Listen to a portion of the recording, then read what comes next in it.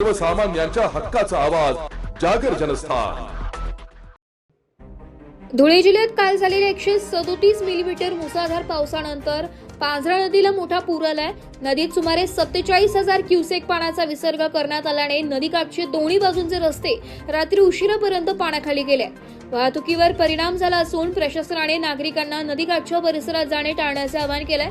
जिल्ह्यातील नद्या, नाले आणि जलसाठे तुडुंब भरून वाहत असून जिल्हा प्रशासन परिस्थितीवर लक्ष ठेवून आहे। धुळे जिल्ह्यात काल दिवसभर झालेल्या संततधार पावसामुळे जनजीवन विस्कळीत झालंय। जिल्ह्यात तब्बल 137 मिलीमीटर पावसाची नोंद झाली असून पांझरा नदीला मोठा पूर आलाय। पांझरा नदीत सुमारे 47,000 क्युसेक पाण्याचा विसर्ग करण्यात आल्याने नदीच्या दोन्ही काठावरील रस्ते पाण्याखाली गेले। त्यामुळे काही काळ वाहतुकीवर परिणाम झालाय आणि नागरिकांना मोठा त्रास सहन करावा लागलाय।